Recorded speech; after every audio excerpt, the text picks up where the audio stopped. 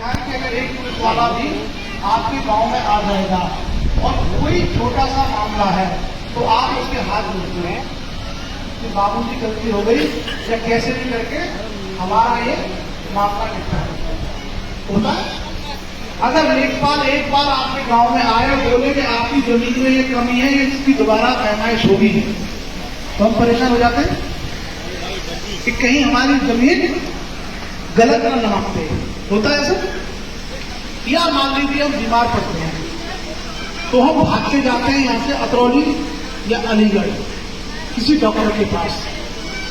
तो एक तरीके से इसको हम कहते हैं व्यवस्था, सिस्टम, पुलिस का सिस्टम, लेखपाल का, प्रशासन का, एसडीएम का सिस्टम, डॉक्टर का सिस्टम, जो सड़कें बनाते हैं, पुलिया बनाते हैं, उन इंजीनियर का सिस्टम, जो बच्चों को पढ़ाते हैं वो टीचर्स और स्कूल का सिस्टम है। अगर हमें अपना गांव बेहतर करना है तो हमें उस सिस्टम का हिस्सा बनना पड़ेगा। जैसे अगर हमारे घर में एक बच्चा दरोगा हो जाता है तो शायद उस परिवार का कोई भी व्यक्ति पुलिस वालों से नहीं डरेगा।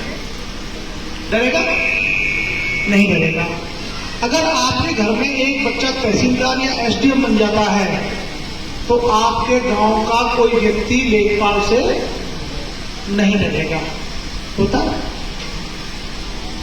हमारे पूर्वज न जाने कितने सालों से खेती करते आए हैं। हम सबसे ज्यादा मेहनत करते हैं, 15-15 घंटे, 16-16 घंटे रोजाना खेतों में काम करते हैं। उसके बावजूद जो आदमी 6 घंटे या 8 घंटे काम करता है उसके सामने जाके हाथ जोड़ने पड़ते हैं। टीचर की नौकरी कितनी है? 6 घंटे। एसडीएम कितनी देर बैठता है? 8 घंटे। डॉक्टर अपना क्लिनिक कितने घंटे खोलता है? 6 घंटे। हम लोग 15 घंटे, 14 घंटे मेहनत करके 6 घंटे, 8 घंटे काम करने वाले लोगों के सामने याचना करते हैं। क्यों? मेहनत तो ज्यादा करते हैं, समय के अनुसार व्यवस्था का हिस्सा हम लोग नहीं बन पाते या अपने बच्चों को नहीं बना पाते। मुझे हर गांव में 4-6-10-20 लोग जानते हैं। मेरा मोबाइल नंबर भी सबके पास रहता है। कोई समस्या होती है, जैसे झगड़ा हो गया, कोई बीमार हो गया, कोई परेशानी हो गई, तो लोग मुझे फोन करते हैं कि सर आप एक बार उनको कह दीजिए। मतलब आप में खुद में इतना साहस नहीं है कि आप जाके जिलाधिकारी से सीधे मिल पाए। ये कब तक चलता रहेगा?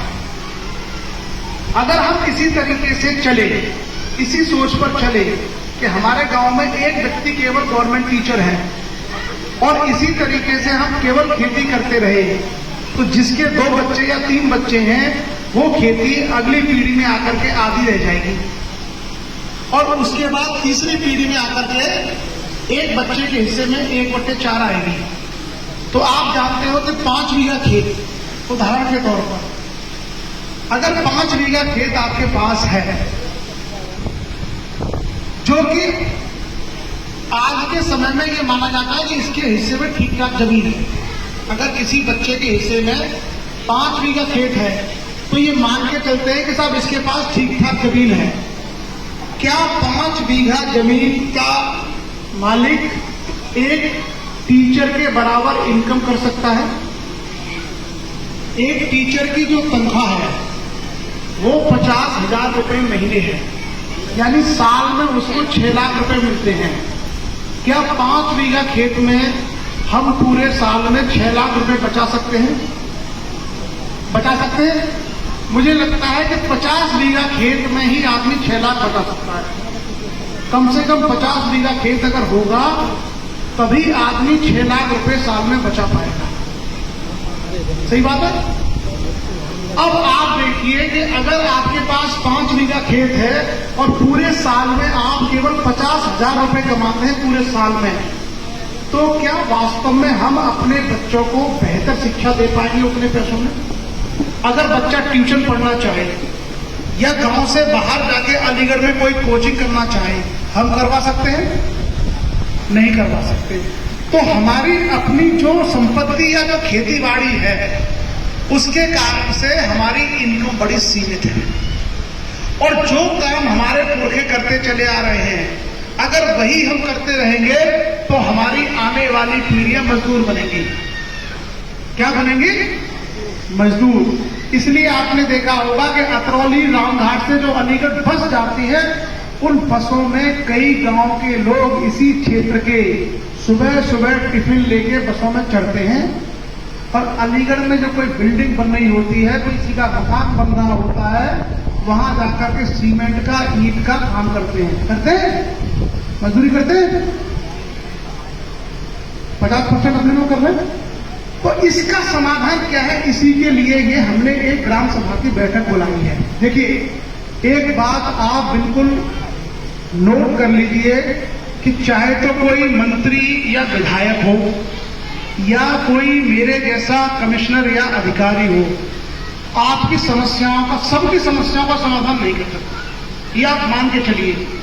ना तो कोई नेता या कोई अधिकारी आपकी गरीबी दूर कर सकता है, ना ही वो आपके बच्चों को पढ़ा सकता है, क्योंकि इतना बड़ा समाज है तो एक व्यक्ति दो व्यक्ति तो नहीं कर सकते। तब सवाल उठता है कि भाई हम क्या वास्तव में कोई विजन, कोई ऐसा रास्ता हमारे पास है ताकि हम अपना समाज, अपना गांव, अपना परिवार बेहतर कर सकें। यही चर्चा बेसिकली आज हम लोग यहां कर रहे हैं। केएमपी इंटर कॉलेज सब लोगों ने सुना है अतरौली में। मैं केएमपी इंटर कॉलेज में पढ़ा हुआ, और गांव के प्राइमरी स्कूल से मैंने 5वीं पास की और गांव के ही जूनियर हाई स्कूल से मैंने 8वीं पास किया है। तो इससे आप समझ रहे होंगे कि मैं कोई बहुत बड़े घर का नहीं हूं, और मेरी शिक्षा दीक्षा कोई बहुत अच्छे स्कूलों में नहीं हुई है। सरकारी स्कूलों में गांव में मैंने पढ़ाई की है। वहां से मेहनत करते करते करते करते मैं आज देश की सबसे बड़ी नौकरी में हूं। मेरी तरक्की का, मेरी प्रगति का क्या आधार है? कोई बता सकता है? शिक्षा। शिक्षा। क्या? शिक्षा। केवल एक एजुकेशन ने मेरे जीवन को नहीं बदला। मैं अफसर बना तो मेरे परिवार का जीवन बदल गया। यानी आज मेरे पिताजी अधिक आरामदायक जीवन जी सकते हैं, मैं अपने घर परिवार के सदस्यों की अधिक मदद कर सकता हूं। शिक्षा अकेला ऐसा मूल मंत्र है जो आपकी गरीबी, आपकी समस्याएं, आपकी परेशानियों को दूर कर सकता है। हमारे समाज में कभी किसी नेता ने, किसी साधु संत ने, किसी उपदेश देने वाले व्यक्ति ने यह नहीं बताया कि आपकी तरक्की का आधार शिक्षा है। सबने भागवतें करवाई, कथाएं करवाई, कांवड़ में भेजा, तमाम चीजें बताई, लेकिन किसी व्यक्ति ने समाज के आम आदमी को जाकर के ये ज्ञान नहीं दिया कि भैया आप चाहे मेहनत मजदूरी करो, चाहे भैंस बेचो, चाहे खेत बेचो, अगर अपने बच्चों को पढ़ा करके डॉक्टर, इंजीनियर या अफसर बना लोगे तो आपकी तरक्की हो जाएगी। ये हमारी सबसे बड़ी कमजोरी रही है, और मैं इसमें किसी व्यक्ति को दोष नहीं देता। हो सकता है उनकी सोच ही रही हो, लेकिन समाज का बड़ा नुकसान हुआ। और बड़ा नुकसान यह है कि अगर आप 50 बीघा के जमींदार हैं तो भी आप एक छोटे से पुलिस के सिपाही के सामने गिड़गिड़ाते हो, और वही अगर आपके घर में 5 बीघा जमीन है और एक बच्चा आपका दरोगा हो जाए तो सिपाही आकर के आपके पैर छुएगा। अब ये सारी जो परेशानी, जो समस्याएं हैं, इसका समाधान हम कैसे ढूंढें? मैं आपको एक, हो सकता है आपके गांव में सामाजिक बुराइयां कम हो, लेकिन फिर भी मैं एक डाटा, एक आंकड़ा आपके सामने रखता हूं, और उससे आप समझने का प्रयास करिए। ईमानदारी से मुझे बताइए, जो यहां महिलाएं बैठी हुई हैं, आपके गांव में कुछ लोग शराब पीते हैं? पीते? कितने % लोग पीते होंगे बेटा? कितने % लोग? ईमानदारी से बताओ। देखो, इसमें किसी का नाम तो खुलेगा नहीं, हम तो % में पूछ रहे हैं ना। भाई % में तो किसी का पता चलेगा नहीं। आप मुझे बताइए कितने %?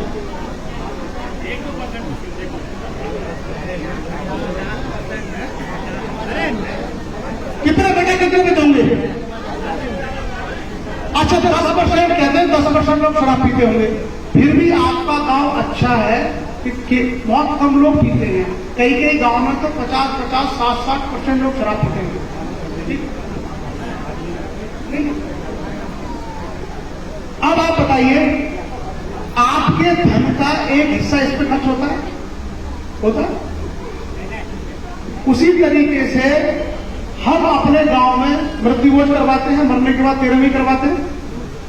13वीं के दौरान 2 से 2.5 लाख रुपए का खर्चा आदमी का होता है। उसी तरीके से तमाम तरह की जात, भागवत, कथा, कांवड़ करते हैं। इस सब में पैसा खर्च होता है या नहीं? अगर आप अपने गांव में भागवत कराते हैं तो 2-2.5 लाख रुपए से कम खर्च नहीं होते। मेरा कहने का मतलब है, ये जो सारा पैसा है, इस पैसे का क्या आपके गांव को या आपके समाज को उस समय या भविष्य में कोई लाभ मिलता है? जैसे 10% लोग दारू पीते हैं, अगर वो साल में 1 लाख रुपया खर्च करते हैं तो उस 1 लाख रुपए का कोई लाभ आपके गांव को होगा? नहीं होगा। ठीक उसी तरीके से जितने आडंबर हैं, जितने अंधविश्वास हैं, जितने कर्मकांड हैं, जितने पाखंड हैं, उनमें जो पैसा हम खर्च करते हैं, क्या उसका कोई डायरेक्ट या इनडायरेक्ट लाभ आप लोगों को मिलता है? फिर हम करते क्यों हैं? आप में से बहुत सारे लोगों को ये लगता होगा कि हम इसको करते क्यों हैं। इसको हम इसलिए करते हैं क्योंकि इसको हमारे बड़े बूढ़े करते चले आ रहे हैं। ये बेसिकली क्या है? परंपरा है। जैसे मरने के बाद 13वीं करनी है, तो 13वीं आप इसलिए नहीं करते कि 13वीं का कोई आधार है, मृत्यु भोज का कोई आधार है, इसलिए नहीं करते क्योंकि हमने 50 लोगों के यहाँ पर दावत खाई हुई है पहले से, हमारे बड़े बूढ़े करते चले आ रहे हैं, इसलिए हम उसको करते हैं। अब आप देखिए, आप में से बहुत सारे लोगों ने धर्म ग्रंथों को पढ़ा होगा। बहुत सारे लोगों ने, किसी ने रामायण पढ़ी होगी, किसी ने गीता पढ़ी होगी, किसी ने वेद भी पढ़े होंगे। किसी भी धर्म ग्रंथ में मृत्यु भोज के बारे में आपने पढ़ा है? नहीं पढ़ा? अब इसका मतलब है कि धर्म ग्रंथों में अगर उसका उल्लेख नहीं है तो कोई धार्मिक ग्रंथ आपको ये संकेत नहीं करता कि आप इस काम को करो। हम केवल परंपरा के कारण उसको करते हैं। मैं सिर्फ इसलिए आपको उदाहरण देके बता रहा हूं कि इसमें पैसा खर्च हो, इसमें आपके समाज की मेहनत की कमाई जाती है और इसका संबंध सीधा उसी समस्या से है जिसका जिक्र मैंने शुरू में किया कि आपके बच्चे अगर नहीं पढ़ पाते तो उसके पीछे सबसे बड़ी बाधा है पैसे की कमी। गांव में अधिकांश लोग अपने बच्चों को प्राइमरी स्कूल में भेजते हैं, सच्चाई है, या जो सरकारी स्कूल है उसमें भेजते हैं। क्यों भेजते हैं? क्योंकि प्राइवेट स्कूल की फीस के पैसे नहीं, ऐसा है। अब आप देखिए, मैं ये नहीं कह रहा कि प्राइवेट स्कूल अच्छे हैं, सरकारी स्कूल खराब है। अगर आपको अपने बच्चे को मेरी तरह IAS में सेलेक्ट कराना है तो क्या वो गांव में बैठ के सेलेक्ट हो जाएगा या उसको दिल्ली या इलाहाबाद में कोचिंग करना होगा? बताइए आप, दिल्ली या इलाहाबाद भेजना पड़ेगा। अगर बच्चे को दिल्ली या इलाहाबाद में रखोगे तो रहने का खर्चा लगेगा, कोचिंग की फीस लगेगी, यानी क्या लगेगा? पैसा। तो शिक्षा के लिए क्या चाहिए? पैसा। हम लोग अपने बच्चों की शिक्षा के लिए पैसे को खर्च नहीं कर पाते क्योंकि एक तो हमारी इनकम कम है और दूसरा हम अपनी जो कमाई है उसको कई बार नहीं, तो मैं तो बताइए ना है परसेंट। आप केवल इसका एनालिसिस करिए कि कई बार हम इस कमाई को बहुत सारे अनप्रोडक्टिव चीजों में खर्च करते हैं। जैसे गरीबी है हमारे पास, उस गरीबी में हम ये बोलते हैं कि साहब बीड़ी पीने की या शराब पीने की किसी को लत लगी हुई है, लेकिन कोई भी आदमी ऐसा नहीं मिलेगा जो ये कह बोलते हैं कि साहब हम बीमार हैं, हमारा एक ही इलाज करा दो, हमारा झगड़ा हो गया है पुलिस से हमें बचा लो, हमारे बच्चे का एडमिशन नहीं हो रहा उसका एडमिशन करा दो, हमारा भाई बाबा में पोस्टेड है उसका ट्रांसफर है। मुझे लोग समाज की समस्याएं बताते हैं और मैं कहता हूं कि भाई आप जाकर के बात करिए। तो कह रहा था दरोगा हमारी नहीं सुनता, सिपाही हमारी बात नहीं मानना, एसडीएम साहब को एप्लीकेशन दिया वो हमारी नहीं सुनते हैं। क्यों? क्योंकि आपकी जो कमजोरी है वो है आपकी अशिक्षा और आपकी गरीबी।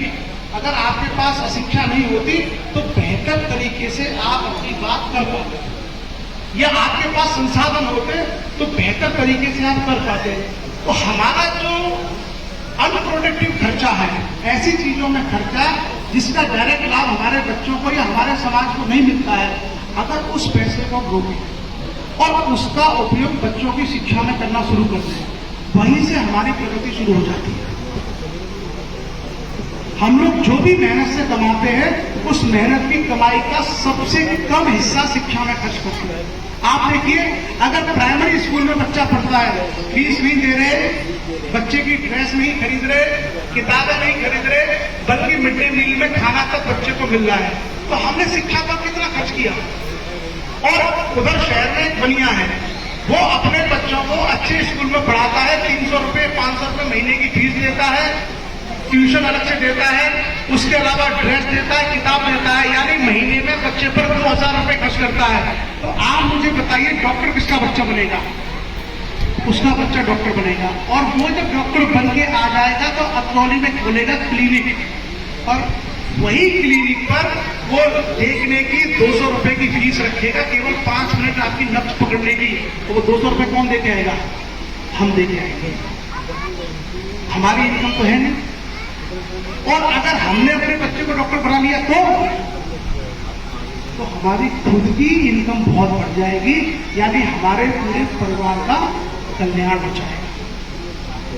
गांव की आपकी जो शिक्षा है उस शिक्षा से आगे चल करके आपके बच्चे को कॉम्पिटिशन में जगह नहीं मिलेगी, क्योंकि 8 साल उसकी एजुकेशन केवल नाम मात्र की है। इंग्लिश वो नहीं सीखता, बोलने का तरीका वो बच्चा नहीं सीख पाता, यानी उसकी जो जड़ है जिसको हम फाउंडेशन कहते हैं, जो उसकी प्राथमिक शिक्षा है वो इतनी कमजोर है, जिसके कारण वो बच्चा अगर हम उसको 9th में या 10th में किसी अच्छे शहर में पढ़ने भेजेंगे भी